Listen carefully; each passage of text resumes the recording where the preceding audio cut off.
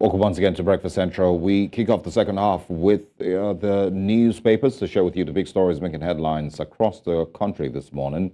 And it's going to be starting on the Daily Trust newspapers. Big one there says federal government automates forex transactions as naira slumps to 1,220 naira to the dollar. And the interesting thing about this is, when, randomly people, maybe a couple of years ago you see the naira at 185 or 124, and it, seems to be getting worse. And people say, oh, no, there's no way the naira will be exchanging at 500 naira to the dollar. And that's the beautiful part about Nigeria is that there is a way. And Nigeria would, always remind you that you should never say never with these things getting worse. There is a way, and there would always be a way that it would, maybe hit 1,500, the way it looks. But yes, federal government automates forex transactions as naira slumps to 1,220 naira to the dollar. Admits liquidity, pledges to clear forex backlog. Come up with critical reforms, NASG urges government. Help manufacturers with subsidy, Don says. Also, Supreme Court reserves judgment in Atiku Obi appeals against Tinubu. APM withdraws. Nigeria wins $11 billion debt case against PNID. We're going to be looking at that in just a few minutes. And also, bandits invade Katsina community, kill 9, abduct 7. And maybe just as a reminder that the insecurity challenges Nigeria has, still exists. People are still being killed and being kidnapped. And of course, it's still, the work is still very, very heavy on our security agencies. And we hope that they understand what needs to change with regards community policing and with regards policing generally in Nigeria. Gaza war. Obey international law, Western leaders tell Israel. And I did say this yesterday that this is very, very two-faced. Because it's the same people who are in the news telling them to obey international law and stop killing Palestinians are the same people that are supporting them and giving them weapons. The reason that Israel will not obey these international laws or will not stop the bombing campaign on Gaza is because the West supports them and continues to give them these weapons and give them the funding that they use to carry out these atrocities, terrorizing the Palestinian people. It's not, because they're just stubborn. They're not just a stubborn country, it's because they have support from the West. So these stories and these, headlines are, irritating to say the least. Intrigue, suspense as police investigate murder of Maiduguri housewife. FEC okays $3.45 billion loan to finance power and other projects. So remember, over the years, there have been billions of dollars in loans and, grants and deals that have been signed to improve Nigeria's power sector. We're still currently at, reasonably the worst that it has ever been. Will things improve? Will the Nigerian government understand that of all the investments and all the loans that it should take, electricity should be one of the things that it should be 100% focused on, nothing else. Not dashing money to people, not giving out, tiny bags of rice and onions and oil, not, increasing, not giving out 10,000 naira in the market, not giving out 15,000 naira, to anybody, as a salary increment or 35,000 salary increments to, anybody for 6 months. No. We maybe should redirect some of all those funds to improving on Nigeria's electricity situation, electricity infrastructure. All right, insurance sector grows from 827 billion to 2.33 trillion in 2022. And these are the stories that we can share on the Daily Trust newspapers this morning. All right, let's go to the next paper, the Daily Independent. On the front page of the Daily Independent, we see federal government sets 10-year target to finance $3 trillion infrastructure stock. Assures of plans to improve foreign exchange liquidity, says Nigeria expects $10 billion in forex inflow in weeks, commences students' loan program in January 2024. So at the end of the day, the average Nigerian doesn't really care about a lot of all this. They're seeing that the rate, the naira, the exchange rate is getting worse. As at yesterday was 1,200 naira to a dollar. So it's just basically, it's an unfortunate situation right now. 1,200 naira to the dollar is not what Nigerians are expecting. So all of this explanation, Nigerians just want to see an improved economy and not plans of 10-year target. And this one is commencing in January, in the coming weeks. Nigerians need something immediately being done. Page 29, anyways, what has the details of this story? Supreme Court dismisses Adeyemi's appeal against APC and Ododo. Orders appellant to pay respondents 1 million naira each. That's one of the sub-stories we have there. Also, still on the front page of the Daily Independent, Deputy Governor impeachment. Ondo Assembly again writes CJ to constitute investigative panel. PDP, Atiku can't get victory through the court, APC vows. Correct. APC, you are not the court. At the end of the day, it is the court. Vows is such a strong... Anyway, I know it's the paper that reports it that way. But of course, each party thinks, each side of the divide thinks that they have a stronger case. Well, the court has the final say. Army has acquired electronic warfare capabilities according to COAS. On page 6, parliamentary workers to shut National Assembly and state assemblies tomorrow. Why might this be happening? Find out on page 6. Atiku, Obi, Tinubu fates hang in the balance. A Supreme Court reserves judgment on appeals, dismisses APM's appeal against Tinubu. Well, so like we clarified earlier, it's the ruling. The court will give a judgment on a ruling on the matter at hand before going back to the substantive case. Dismissal of $11 billion award against Nigeria, damning indictment of predatory international investors, says AGF. At the top of the paper, we have PNID ruling again. PNID ruling in favor of Nigeria. Victory for Africa, says Tinubu. As UK court quashes $11 billion arbitral award against Nigeria and clears former Lagos AG Shashore of bribery charge. Tinubu okays Poverty Alleviation Trust Fund with $5 billion yearly.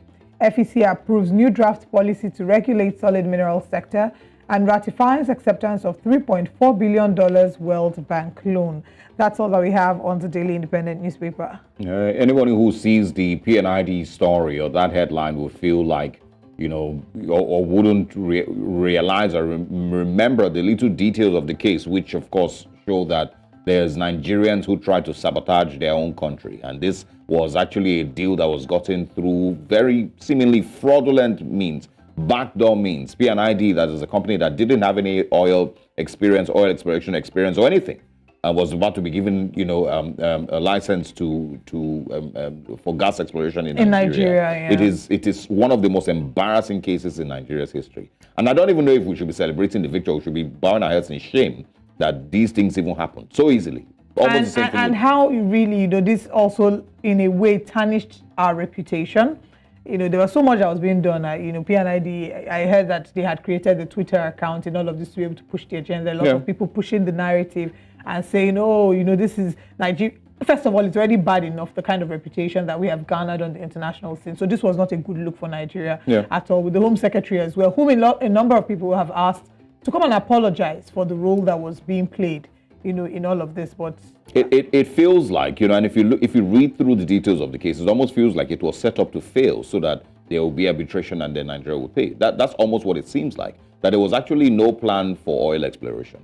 There was no plan to actually get any proper license, because there was no, there's a bidding process. There was nothing like that. So it doesn't even seem like there was an actual plan to do oil exploration for Nigeria. It feels more like, and I'm okay with being wrong, that this thing was set up so that there will be arbitration and then Nigeria would pay. That's what it really feels like. And bear in mind, and I think someone did mention it yesterday, that PNID is not a new name in Nigeria. That these people have been doing contracts, for Nigeria or for Nigerians in Nigeria, around the Nigerian space, government contracts for many, many years. Contracts that, according to their documentation and the paperwork, they have no business whatsoever doing those contracts. But they've been handling those contracts, receiving payments from the Nigerian government for many, many years.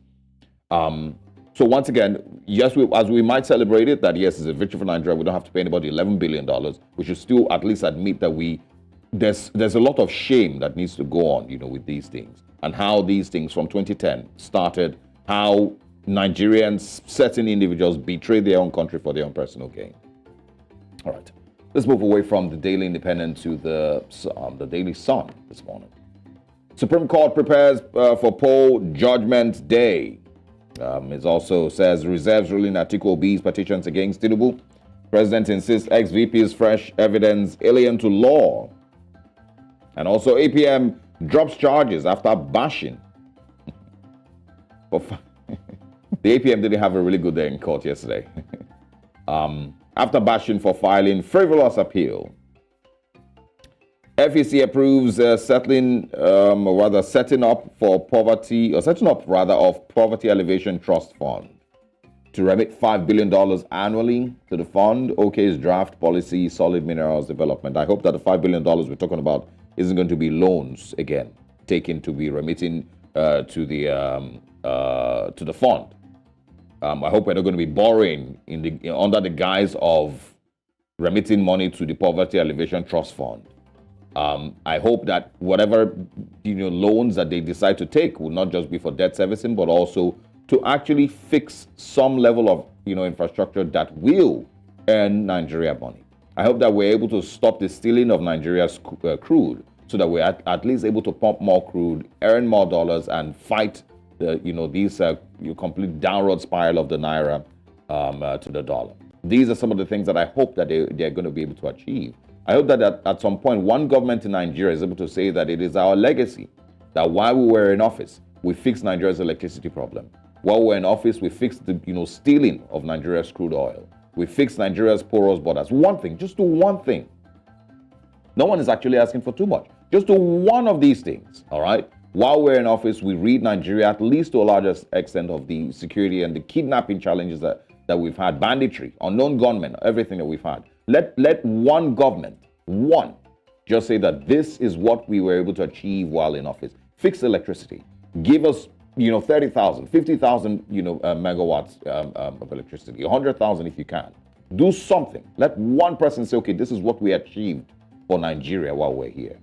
We can look at the other previous ratings from the Obasanjo administration and say, okay, well, economic ratings, Human Development Index, some of all those things, well, it's reasonably better and all of that. But can one government say that this is what we achieved for Nigeria while we were in office? I'm talking electricity, security, healthcare, education, infrastructure, Nigeria's crude oil, Nigeria's porous borders, something. Also on the Daily Sun newspapers this morning, President applauds as Nigeria wins $11 billion PNID case. Fuel scarcity may worsen as 86 firms dump petrol import permit over forex crisis. What and is also, that one now? Mbawu's investors with jury opportunities, ease of doing business. Israel-Hamas conflict escalates beyond Gaza amid relentless airstrikes. Israel arms civilian security squads, fearing internal strife. And also, we can also find here federal government will achieve 11 trillion economic target in 2026. $4 trillion, I beg your pardon. $1 trillion was in the initial amount, I beg your pardon. Federal government will achieve $1 trillion economic target in 2026, $4 trillion in 2035, says Tinubu. Vows to clear forex backlog. And also autonomy for parliamentary workers to shut national and state assemblies. Right. These are the big stories that we can share on the Daily Sun newspapers this morning. You see that story there just really broke my heart. It says fuel scarcity may worsen as 86 firms dump petrol import permit over forex crisis. Right now, Nigerians are facing a very hard time. Beyond the 1,200 naira to a dollar exchange rate, as at yesterday, we were trying to get fuel, and fuel had come up from 589 naira to 605 naira. A clear picture of this would be that before this administration came into office, we were buying fuel for 189 naira. And now we're buying fuel for over 600 naira. 185 naira. Now we're buying fuel for over 600 naira. How are Nigerians even coping? Sorry. But when you said before this administration, I was thinking of Goodluck Jonathan's time when fuel was 87 naira. Oh, no. Oh, yeah. No, that's even thinking too far. At that time, they were doing Occupy Nigeria. We would have shuddered to imagine that the day would come. Yeah, because when you say before this administration, we already just put them together. Yeah. It's the same APC government from 2015. Continuity. So it's not. Yeah. It feels like, well. So before this administration, we're buying for the 87 naira per litre. Oh, that's taking it too far. Let's just start with Buhari's time. As at March this year, 185 naira. If a number of us had known what we were coming to, experience, we would have braced ourselves. But hope is all we have. And we're hoping that this new administration can one day deliver the renewed hope that has been promised.